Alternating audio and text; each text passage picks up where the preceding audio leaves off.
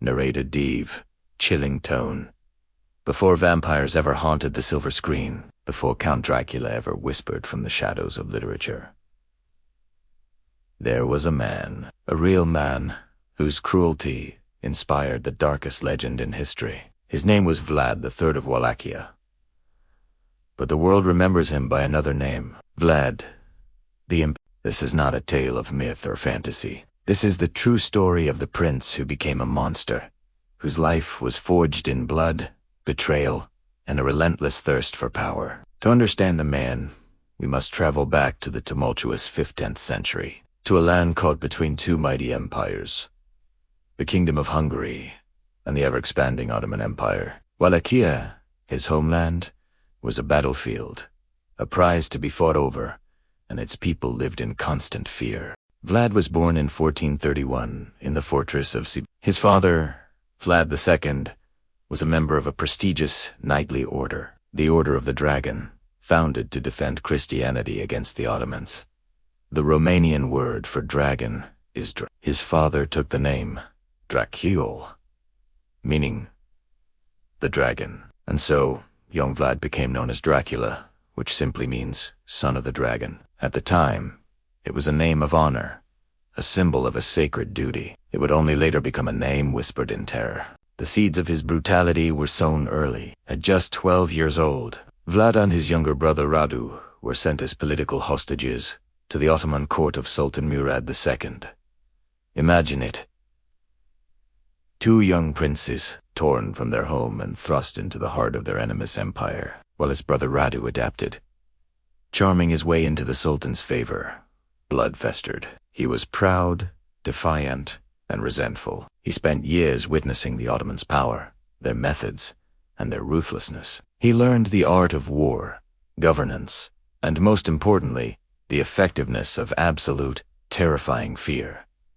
These were not years of education. They were years of indoctrination into a world where only the most merciless survived. While he was a hostage, his family was destroyed. His father was betrayed and assassinated by rival boyars, the Wallachia nobles. His older brother Mircea was blinded with red-hot iron stakes and buried alive. News of this unimaginable cruelty reached Vlad in his gilded cage. The world had shown him no mercy, and he vowed to return the favor 1,000-fold. The boy who was the son of the dragon was now consumed by a dragon of vengeance. In 1448, with Ottoman support, Vlad made his first, brief claim to the Wallachia throne. It lasted only 2 months before he was driven out. But Vlad was patient. He spent the next 8 years in exile, honing his skills, gathering allies, and waiting for his moment. In 1456, that moment came. He marched into Wallachia, killed his rival, and seized the throne for the second, and most infamous, time. The son of the dragon had returned home, not as a savior, but as a judge, jury, and executioner. His first order of business was to consolidate power and eliminate all internal threats. He remembered the boyars who had betrayed his father. He invited hundreds of them and their families to a grand Easter feast. They came, expecting to celebrate and secure their positions with the new prince. But Vlad had other plans. In the middle of the feast, he asked them how many princes they had served. Many boasted of having served several, a testament to the political instability they themselves had fostered. That was their final mistake. Vlad's soldiers stormed the hall. The older boyars were seized on the spot. Outside the city, stakes had been prepared. Thousands of them. This is where Vlad earned his infamous title. Impalement was a horrifically slow and agonizing method of execution. He forced them onto sharpened wooden poles, leaving them to suffer for hours, sometimes days, as a public spectacle. The younger, healthier boyars and their families were marched 50 miles to the ruins of a fortress. There, he forced them into slave labor, working them until their fine clothes were rags and they dropped from exhaustion. He was rebuilding the castle, quite literally, on the bones of his enemies. He had purged the old nobility and replaced it with men loyal only to him. The message was clear and terrifying. Loyalty would be rewarded, but betrayal would be met with an unimaginable end. Wallachia was his, and his alone. With his domestic power secured, Vlad turned his attention to the external threats. He stopped paying the annual tribute to the Ottoman Sultan, Mehmed II, the same man who had conquered Constantinople. It was an act of open defiance. The Sultan sent envoys to demand payment and to remind Vlad of his place. When the envoys appeared before Vlad, they refused to remove their turbans, citing religious custom. Vlad, seeing this as a sign of disrespect, praised their devotion. He then ordered his guards to strengthen their custom by nailing their turbans to their heads. The Sultan was enraged. In the winter of 1462, he sent a massive army, over twice the size of anything Vlad could muster, to crush the defiant prince. But Vlad would not meet them on an open field. He turned the entire landscape into a weapon. He waged a campaign of guerrilla warfare, poisoning wells, burning villages, and launching surprise night attacks. His most famous raid was a daring attempt to assassinate the Sultan himself. Disguised as a Turkish soldier, Vlad and a small band of men infiltrated the Ottoman camp at night, causing chaos and panic. Though they failed to kill the Sultan, they sowed terror and confusion throughout the massive army. But Vlad's masterpiece of horror was yet to come. As the Sultan's army advanced towards the Wallachian capital of Targovik, they came across a clearing, and what they saw stopped the entire army in its tracks. It was a forest, not of trees, but of stakes. A vast, grotesque landscape of some 20,000 impaled Badis-captured Ottoman soldiers and their supporters stretching for miles. The stench of death filled the air. This was psychological warfare on a scale never seen before. The sight was so horrifying, so utterly monstrous, that even Mehmed the Conqueror, a man accustomed to the brutality of war, was shaken. He reportedly said, "I cannot win against a man who does such things." He turned his army around and retreated. Vlad had won, not with superior numbers, but with superior terror. Despite his military genius, Vlad's reign was destined to be short. His cruelty made him enemies everywhere. His reliance on fear alienated potential allies, and his own younger brother, Radu the Hunson, who had remained with the Ottomans, led a new force against him. Betrayed and abandoned by the Hungarian king, whom he had trusted as an ally, Vlad was captured and imprisoned for over a decade. He would have won final, brief reign in 1476. But his time was over. He was killed in battle against the Ottomans that same year. The exact circumstances of his death are shrouded in mystery. Some say he was killed by his own men who mistook him for a Turk. Others say he was assassinated. His head was cut off, preserved in honey, and sent to the Sultan in Constantinople. A final, grisly trophy to prove that the Impaler was truly dead. So, was Vlad Dracula a monster? Or was he a national hero? In Romania today, he is often seen as a fierce patriot, a brutal but effective ruler who defended his homeland from foreign invaders and brought order to a lawless land. He was a product of his violent times, a man who used the enemy's own cruelty against them. But it was the pamphlets printed in Germany, filled with exaggerated tales of his sadism of him dining amongst the impaled, boiling people alive, and forcing mothers to eat their own children that spread his dark fame across Europe. These stories, combined with his name, Dracula, and his homeland in the mysterious mountains of Transylvania, provided the perfect ingredients for Bram Stoker, hundreds of years later, to create the immortal vampire, Count Dracula. Terelman, Vlad the Impaler, was not a creature of the night who drank blood. He was a creature of flesh and blood, a man whose capacity for cruelty was born from personal tragedy and political necessity. He was a prince, a warrior, a tyrant, and a defender. His legacy is a chilling reminder that the darkest legends are often rooted in the even darker truths of human history. The real monsters don't have fangs. They walk among us. The year is 1431. Deep within the mist-shrouded mountains of Transylvania, a land of ancient forests and whispered legends, a child is born. This isn't just any child. He is born into the noble house of Draculefti, a lineage destined to carve its name into the very heart of history. His name is Vlad. His father, Vlad II, was a man of immense power and prestige, known as Vlad Dracula. He was a revered knight of the Order of the Dragon. This elite, secret society was created by the Holy Roman Emperor, a brotherhood of monarchs and nobles sworn to a single, sacred purpose: to defend Christendom against the relentless expansion of the Ottoman Empire. The name Dracula was a badge of honor, a symbol of his father's induction into this prestigious order. It meant a dragon, but on the tongues of the local peasants, huddled in their simple homes and working the rugged land, the word carried a different, more sinister meaning. In their dialect, Dracula also meant the devil, a dark omen, perhaps, for the child who would inherit this name. This boy, Vlad, grew up in a world that knew no peace. Transylvania was a battleground, a frontier soaked in the blood of endless conflict. It was a place where empires clashed, where the crescent and the cross were locked in a centuries-long struggle for dominance. For young Vlad, war wasn't a distant rumor. It was the air he breathed, the backdrop to his entire childhood. In this brutal landscape, the virtues of a peaceful world were seen as fatal flaws. Mercy was a weakness that could get you killed. Compassion was a luxury no one could afford. To survive, one had to be hard, calculating, and at times, unimaginably cruel. These were the harsh lessons etched into Vlad's soul from his earliest days. This unforgiving environment shaped him. It forged a mind that saw the world not in shades of gray, but in stark black and white, as predator and prey, victor and vanquished. The constant threat of invasion and the political betrayals that swirled around his family taught him that trust was a fool.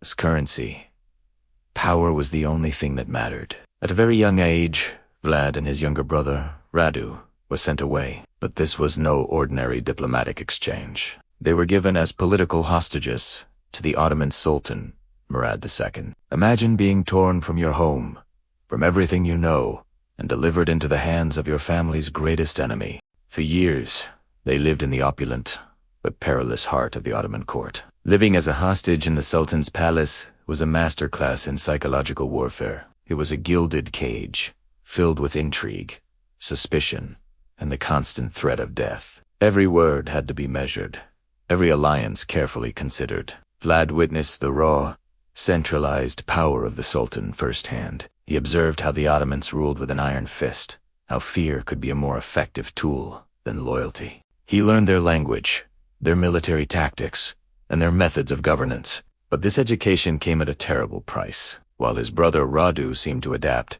even thrive, in this environment, forming a close bond with the Sultan's son, Mehmet II, blood resist. He was defiant, proud, and his spirit refused to be broken. This defiance often earned him punishment, further hardening his already steely resolve. He nursed a deep-seated hatred for the Ottomans, a burning desire for revenge that would fuel his actions for the rest of his life. These years spent in captivity were not just a period of waiting. They were a crucible, transforming a young prince into a hardened warrior with a singular, terrifying vision. When his father and older brother were brutally assassinated by rival nobles, the political chessboard of Wallachia was thrown into chaos. The Ottomans saw an opportunity. They released Vlad, no longer a boy but a young man forged in the fires of adversity, and backed his claim to the throne of Wallachia. They intended for him to be their puppet, a compliant ruler who would do their bidding. They had catastrophically underestimated the man they had created.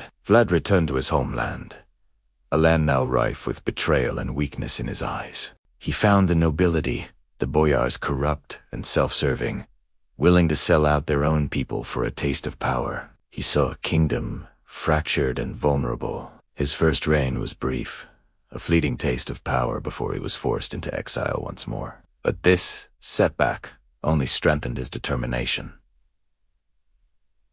Years later, he would return, and this time he would not be so hastily displaced. This time, he would bring order to his shattered kingdom, using the brutal lessons he had learned in his youth. The boy who was raised in war, who survived as a hostage, was about to become the ruler his land so desperately needed or feared. He would unite his people, not through love or loyalty, but through absolute, terrifying fear. Upon reclaiming his throne, Vlad initiated a reign of terror unlike anything the region had ever seen. His primary targets were the boyars, who had betrayed his family and conspired with foreign powers. He famously invited hundreds of them to a grand feast.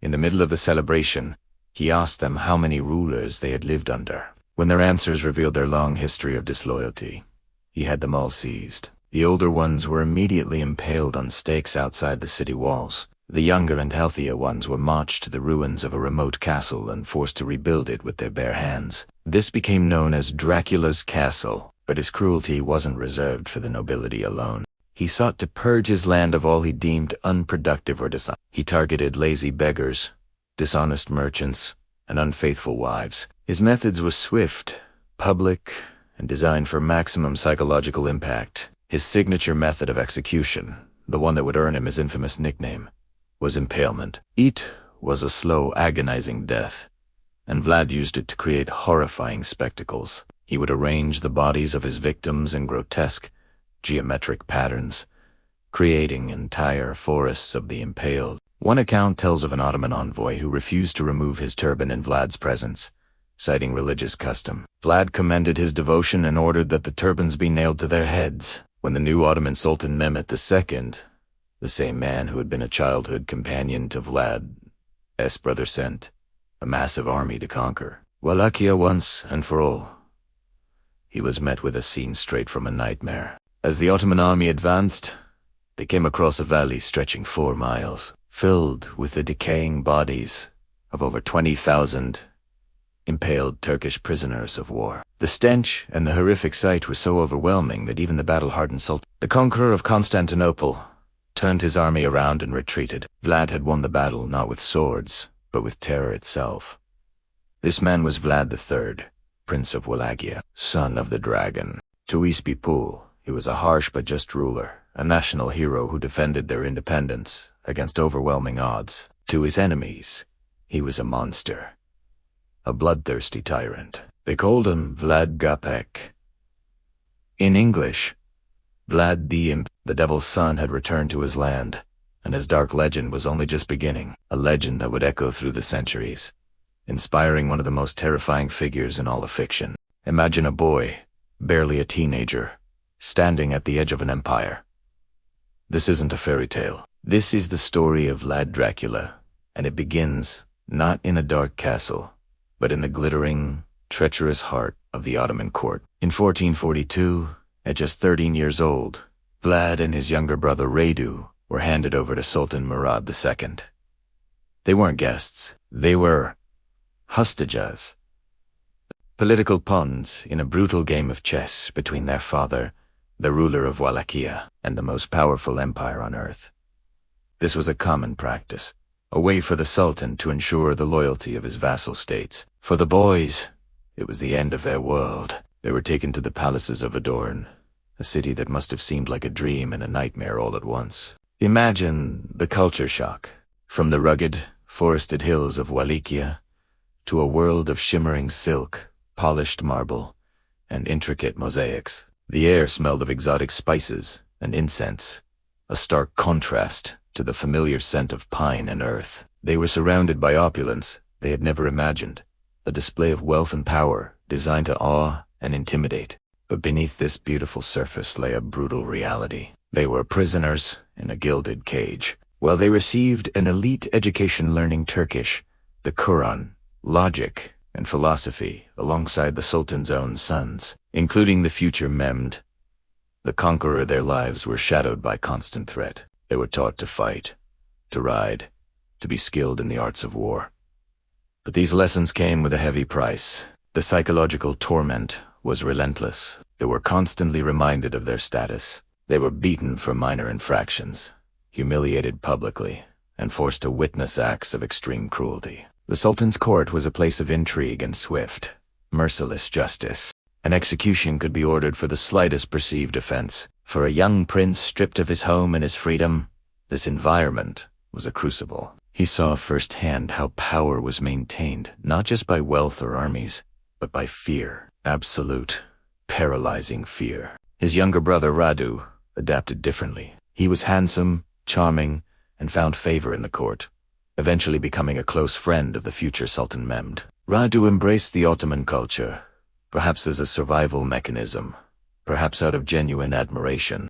But Vlad was different. He was proud, defiant, and possessed a simmering rage that he learned to conceal behind a mask of obedience. Every whip crack, every insult, every moment of helplessness was a coal added to the furnace burning inside him. He learned to be patient, to watch, to analyze his captors. He studied their methods, their weaknesses, and their reliance on terror as an instrument of control. He saw that fear could break a man, but it could also be wielded as a weapon, more potent than any sword. Think of it.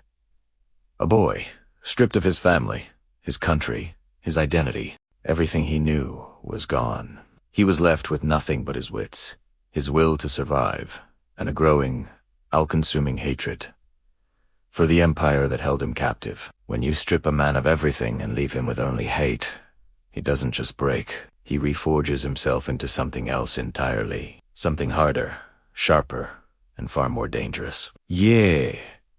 Paz. He grew from a boy into a young man, his heart hardening with each passing day. He watched as his father and older brother were brutally assassinated, betrayed by their own nobles, leaving Wallachia in chaos. He was now, technically, a claimant to the throne, but still a pawn in the Sultan's game. Finally, the day came.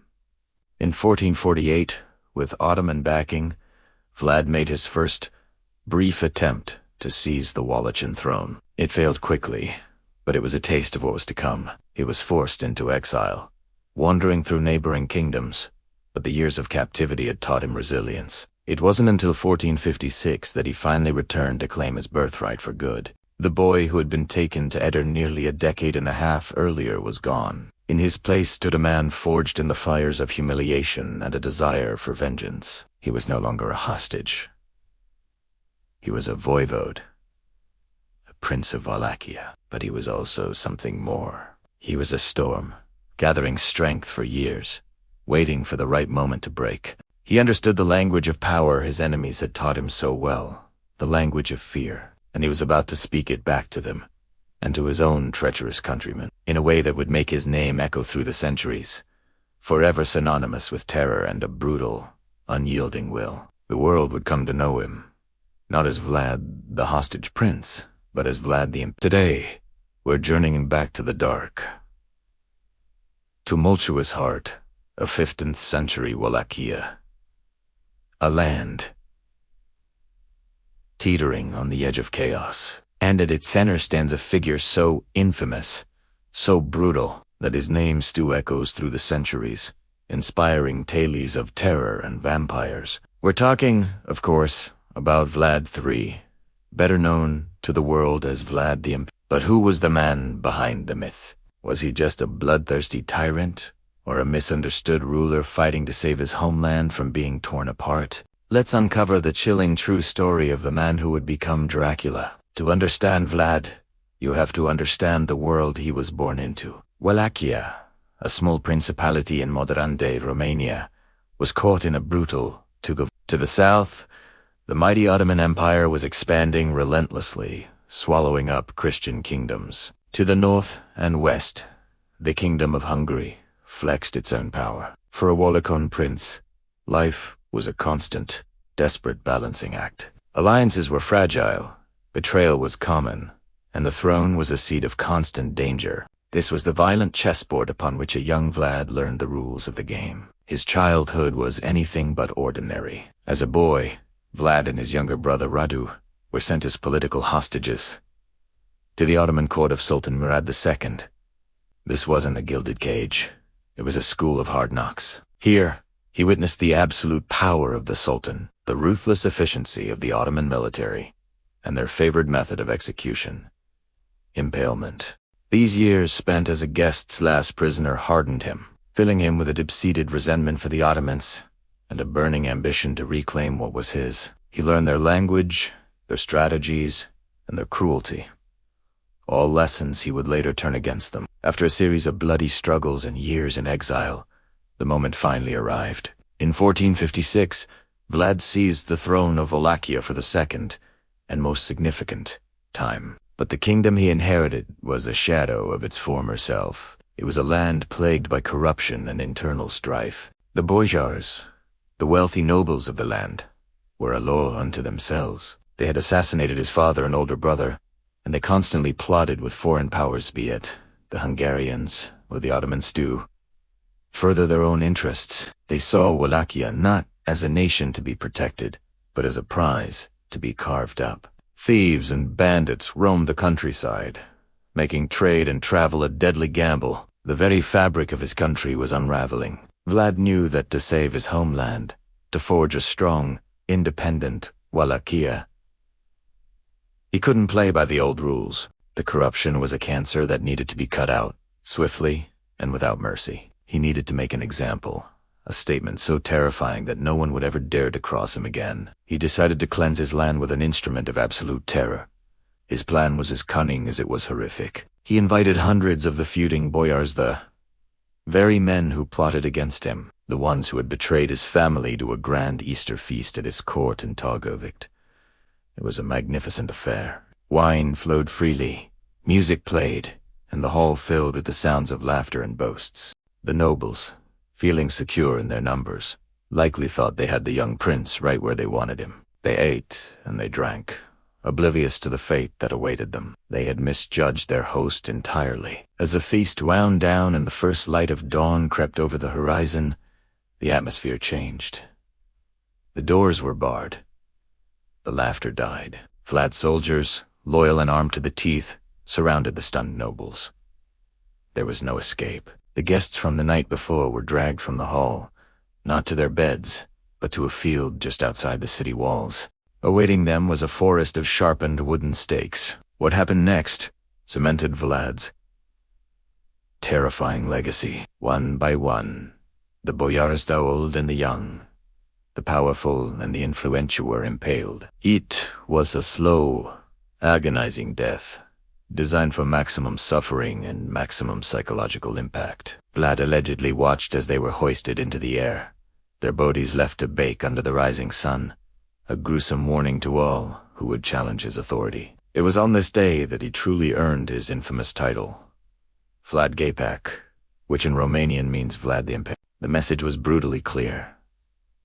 The old ways were over. There was a new order in Wallachia, an order forged in iron and blood, ruled by a prince who would stop at nothing to enforce his will. This act of mass execution wasn't just random cruelty. It was a calculated move of political terror. It wiped out a generation of his internal enemies in a single stroke and sent a shockwave of fear throughout the land. Suddenly, the boyars who remained were far more compliant. The plotting ceased. Vlad then turned this same ruthless efficiency towards the common criminals. He had an obsession with order and honesty. Legends say that he placed a golden cup on a public fountain in the middle of his capital and dared anyone to steal it. Throughout his entire reign, it remained untouched. Whether the story is true or not, it illustrates the reputation he cultivated. Merchants who cheated their customers, thieves who preyed on the innocents, they all met the same fate. The roads became safe, trade began to flourish, and a semblance of justice, albeit a terrifying one, returned to Wallachia. His methods were monstrous, but for the common folk who had suffered under the lawlessness of the boyars, Vlad was seen by some as a harsh but effective protector. But Vlad's greatest challenge still lay to the south. The Ottoman Empire, now under the rule of the ambitious Sultan, Mehmed II, the conqueror of Constantinople, would not tolerate an independent and defiant Wallachia. On its border, the Sultan demanded the traditional tribute, but Vlad refused. He went further, launching daring raids across the Danube River into Ottoman territory, liberating Christian captives and leaving a trail of devastation in his wake. He was poking the bear, and he knew the bear would eventually strike back with its full might. In 1462, it happened. Sultan Mehmed II, at the head of a colossal army, some say over 100,000 strong, one of the largest forces of its time, marked. Vlad, with his small army of perhaps 30,000, stood no chance in a direct confrontation. So he turned to the only strategy he had: terror and guerrilla warfare. He burned his own villages and poisoned wells, leaving nothing for the invading army to live off. His forces would strike from the shadows, launching lightning-fast raids on the Ottoman camps before melting back into the forests and swamps they knew so well. His most legendary act of this campaign was the infamous night attack. Under the cover of darkness, Vlad himself, disguised as a Turk, infiltrated the Sultan's main camp. His goal was audacious: to assassinate Mehmed II in his own tent. While he failed to find the Sultan, his men wreaked havoc, causing immense panic and chaos before slipping away at dawn. It was a psychological masterstroke, unnerving the seemingly invincible Ottoman army. But it was what the Sultan's army found as they advanced on Vlad's Kapaluth. Kapaluth that would forever be seared into the annals of history. Outside the city, Vlad had prepared his most horrifying spectacle. It was a grotesque tableau that came to be known as the Forest of the Impaled. On a vast plain, stretching 4 miles, stood thousands upon thousands of stakes. On each stake was the decaying body of a captured Ottoman soldier. An estimated 20,000 men formed this ghastly forest. The sight was so stomach-churning, so utterly soul-shattering, that even the battle-hardened Sultan Mehmed, the conqueror of empires, was said to have turned back in disgust, acknowledging that he could not win a land from a man who did such things. While he had repelled the invasion, Vlad's victory was short-lived. His extreme brutality and independent streak had alienated his allies, particularly the Hungarians. Betrayed, he was eventually captured by the Hungarian king and imprisoned for over a decade. He would have one last, brief reign years later, but he was ultimately killed in battle against the Ottomans. His story, however, was far from over. In the centuries that followed, his legend grew. In Romania, he was remembered as a national hero, a fierce defender of his homeland against foreign invaders. But in the West, thanks to German pamphlets and later Bram Stoker's iconic 1897 novel, his name became synonymous with something else entirely. Stoker, looking for a name for his vampiric count, stumbled upon Dracula, a name Vlad also used, which meant son of the dragon. The connection was made, and Vlad the Impaler, the historical prince, was forever fused with the fictional creature of the night. So, who was the real Vlad?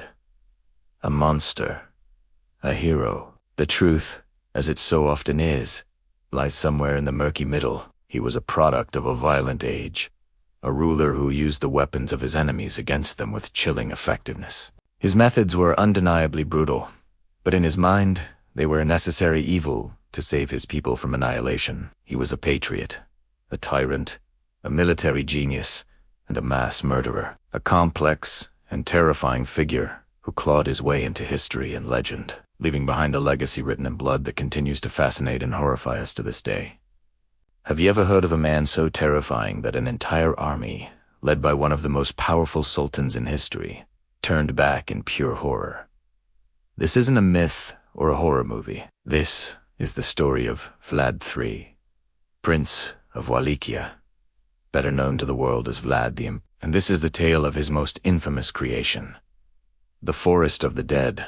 To understand the Forest of the Dead, we have to travel back to the mid-15th century. Europe was a battleground, a chaotic mix of shifting borders and constant warfare. At the heart of this conflict was the mighty Ottoman Empire, an unstoppable force expanding ever westward. Standing in their way was the small, but fiercely independent, Principality of Wallachia, located in modern-day Romania. And its ruler was a man forged in fire, betrayal, and captivity.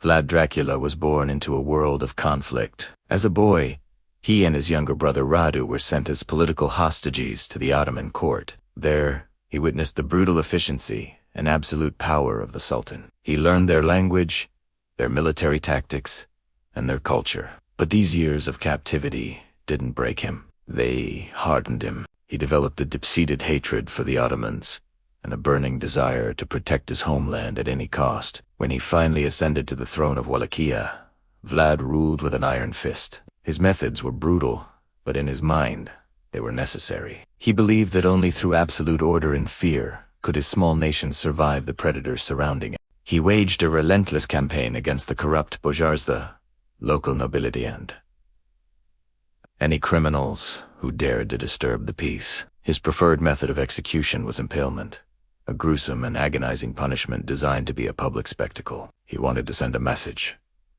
This is what happens to enemies of the state. To his people, he became a symbol of justice, a harsh but fair ruler who brought unprecedented security. Merchants could leave gold coins in the street, and no one would dare touch them. But to his enemies, he was earning a much darker name. The tipping point came in 1462. Sultan Mehmed II, The very same sultan who had conquered Constantinople had grown tired of Vlad's defiance. Vlad had refused to pay the traditional tribute to the Ottoman Empire, and had even launched his own daring raids into Ottoman territory. Enraged Mehmed assembled a massive army, one of the largest of its time reportedly, numbering over 150,000 soldiers, and marched on Wallachia with the intention of crushing Vlad once and for all, and turning his principality into an Ottoman province. Vlad knew he couldn't face this colossal force in a conventional battle. His army was vastly outnumbered, perhaps 10 to 1. He needed a different strategy, one that would attack not just the bodies of his enemies, but their minds and their morale. He employed scorched earth tactics, burning his own villages and poisoning wells to deny the Ottoman army supplies and water. He launched relentless guerrilla attacks, using his knowledge of the terrain to strike at night and then melt back into the forests. These hit-and-run tactics were effective, wearing down the invaders. But Vlad was planning something far more terrifying for his grand finale. As Mehmed's army advanced, tired, thirsty, and constantly on edge, they neared Vlad's capital. But before they reached the city walls, they encountered something that would be seared into their memories forever. It was a sight straight out of hell. 4 miles along the road, stretching as far as the eye could see, was a forest. But this was no ordinary forest of trees. It was a forest of stakes. On these stakes, some 20,000 people were impaled. The bodies of captured Ottoman soldiers, Turkish sympathizers, and even men, women, and children from the territories Vlad had raided. They were arranged in concentric circles, with the tallest stakes reserved for the highest-ranking captives. The bodies were in various states of decay, a gruesome testament to Vlad's long-term planning. The air was thick with the stench of death. Crows and other carrion birds feasted on the macabre display. It was a calculated act of psychological warfare on a scale never seen before. Imagine the Ottoman soldiers, who had seen countless battlefields, marching into this scene. The silence, broken only by the buzzing of flies and the cawing of crows. The sheer scale of the horror was overwhelming. The sight of their countrymen, their comrades, displayed in such a agonizing and humiliating way, was designed to break their spirit, and it worked. Even the most hardened veterans were shaken to their core. Reports from the time claim that even Sultan Mehmed II, the conqueror of empires, was so appalled and unnerved by the sight that he praised Vlad's monstrous ingenuity before ordering his army to retreat. He had come to conquer a land, not to fight a devil. The forest of the dead achieved its purpose. The Ottoman invasion faltered, though they would eventually succeed in replacing Vlad with his more compliant brother, Radu. The legend of Vlad's terrifying defense was cemented in history. To his enemies, especially the Ottomans and the German Saxons who spread pamphlets about his atrocities, it was a monster, a bloodthirsty tyrant. But to many of his own people, the Romanians, he was a national hero, a fierce defender of their sovereignty who used terror to create peace, and was willing to do the unthinkable to protect his home. This duality is what makes Vlad the Impaler so fascinating. Was he a sadistic madman, or a pragmatic ruler?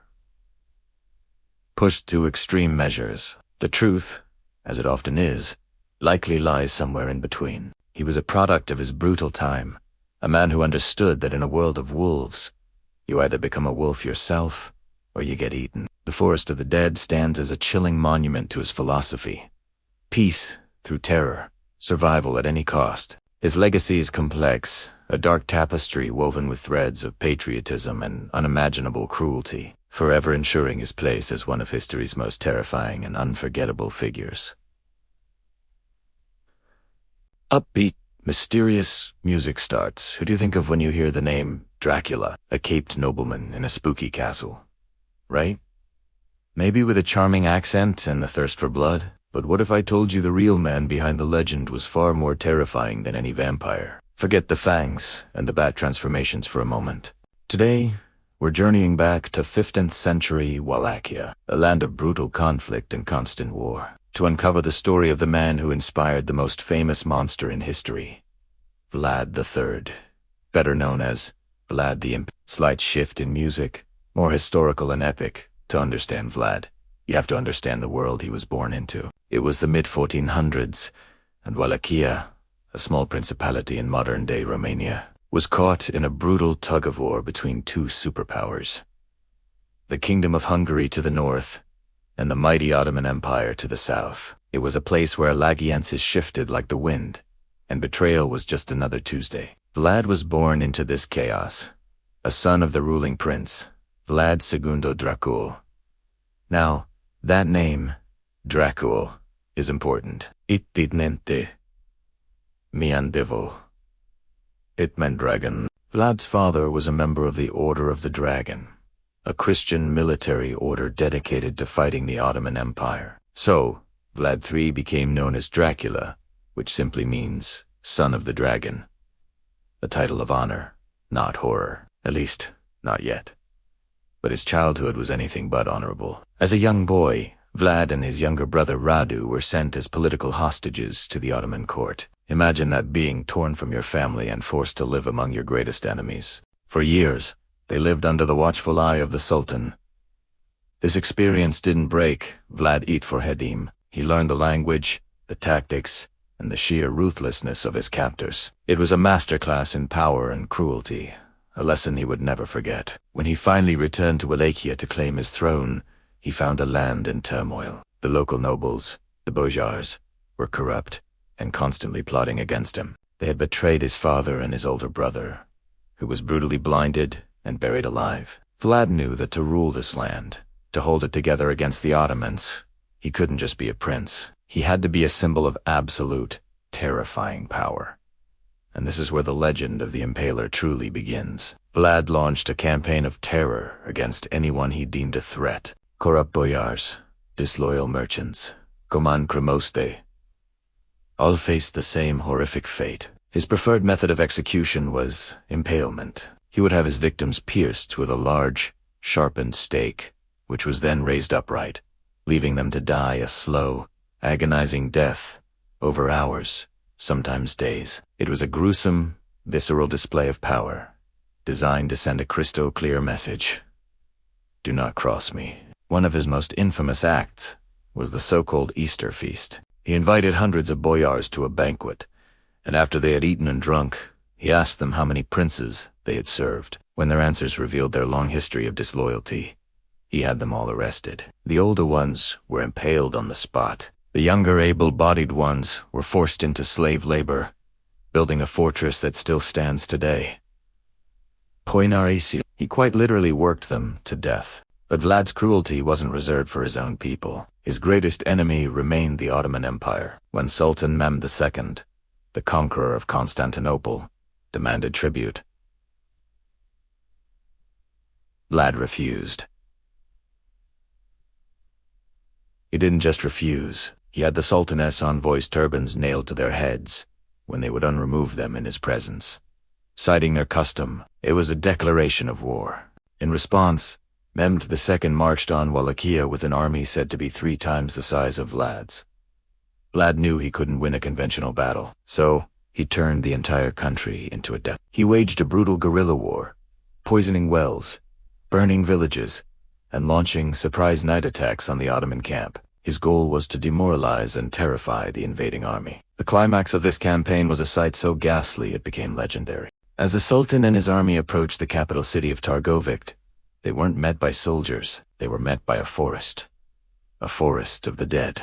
Vlad had impaled an estimated 20,000 captured Ottoman soldiers and Bulgarian collaborators along the road to the city. The sight was so horrifying, so utterly soul-shattering, that even Sultan Mehmed, a hardened warrior himself, was reportedly sickened and turned his army back. Vlad had won, not with swords, but with sheer terror. Despite these victories, Vlad's reign was a constant struggle. He was betrayed by his allies, including the King of Hungary, and even by his own brother, Radu, who had sided with the Ottomans. Vlad was eventually captured and imprisoned for over a decade. He would regain his throne one last time, but his final rule was short-lived. In 1476, he was killed in battle against the Ottomans.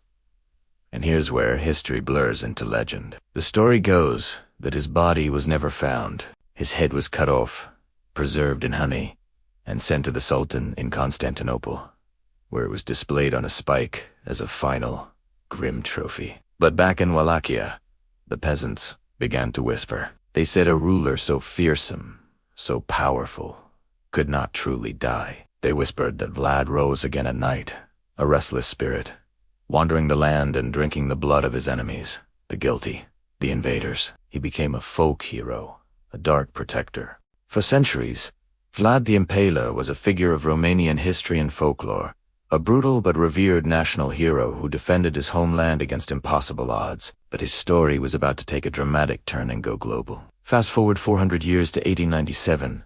An Irish writer named Bram Stoker is in a library in London, researching Eastern European history and folklore for a new horror novel. He stumbles across an account of this 15th century Romanian prince, this voivode Dracula, who fought the Turks and impaled his enemies.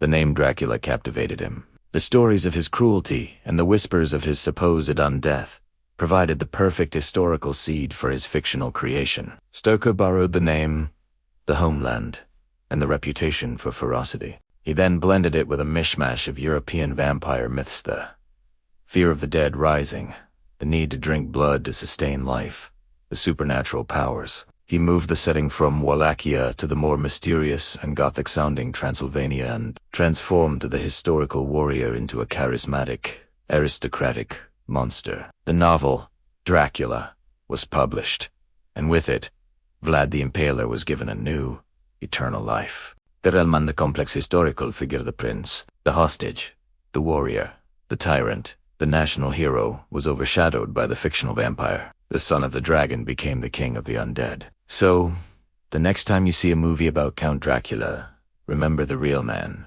Vlad III, a man whose life was a brutal saga of war, betrayal, and unimaginable cruelty. He didn't turn into a bat, and he wasn't afraid of garlic. But his real story, the tale of the Prince of Wallachia who created a forest of the dead to save his country. In many ways, even more chilling and fascinating than the fiction he inspired.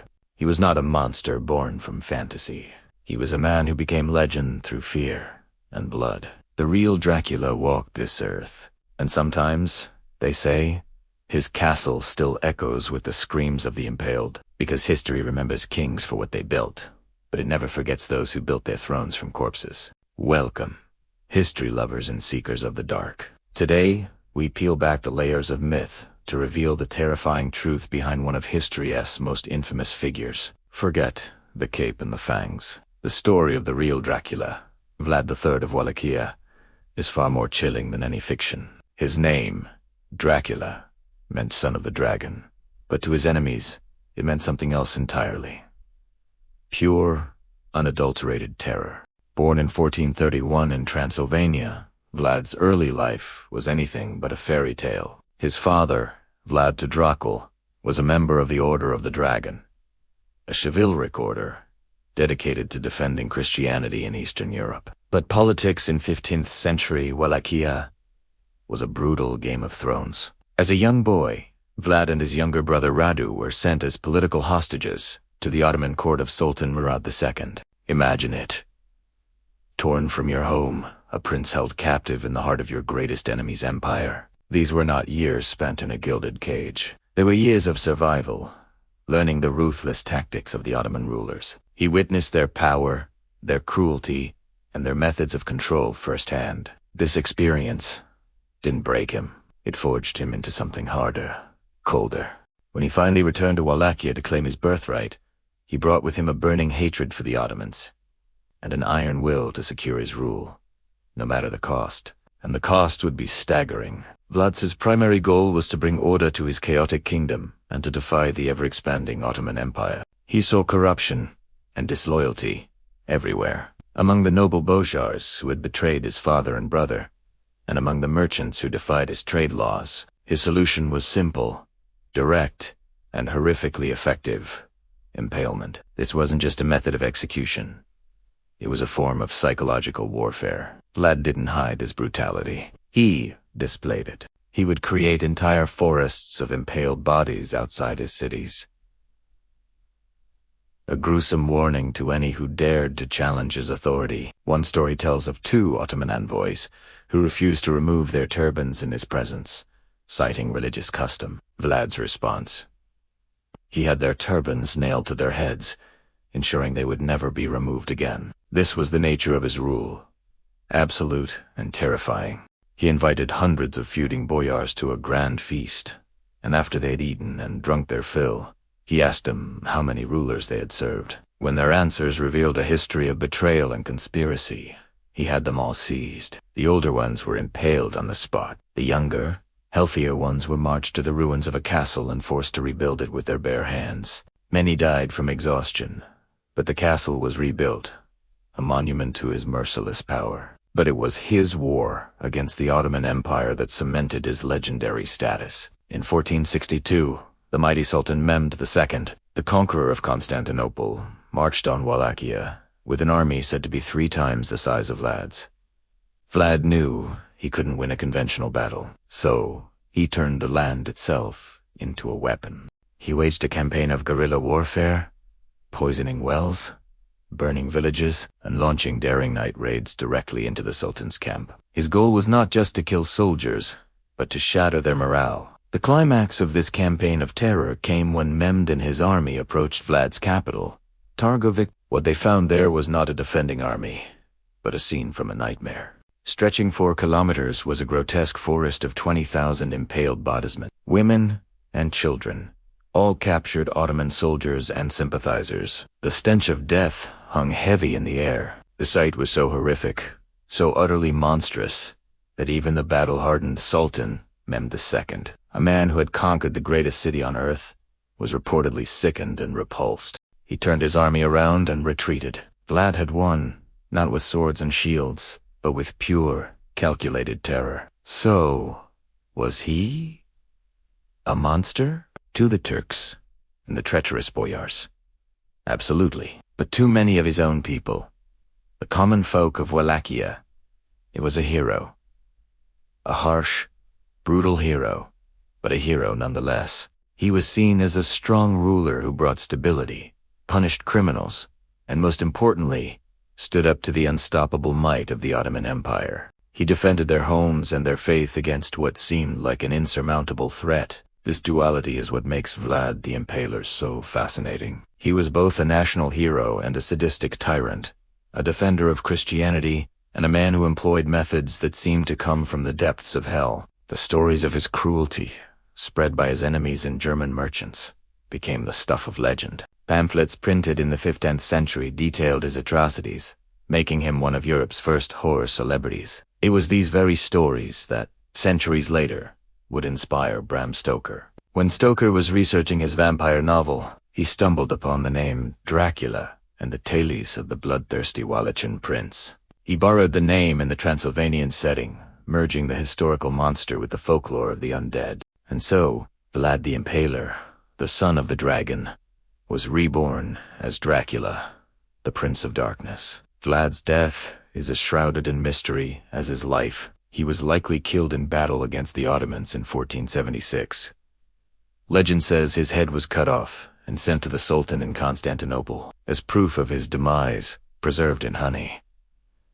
But his body, his tomb in the Snagov monastery, was found empty. Did his loyal followers move him to a secret, honored grave? Or does this empty tomb simply add another layer to the myth of a man who seemed larger than life, and even larger than death? From a captive prince to a feared warlord, from a national hero to the inspiration for the world's most famous vampire. The story of Vlad the Impaler is a brutal, bloody, and utterly captivating chapter of history. It reminds us that sometimes the most terrifying monsters are not creatures of the night, but the men who walk among us in the daylight. The real Dracula needed no supernatural powers to create his legacy of fear. All he needed was a throne, an army of stakes, and an unquenchable thirst, not for blood, but for power. Thank you so much for joining us on this dark journey into the past.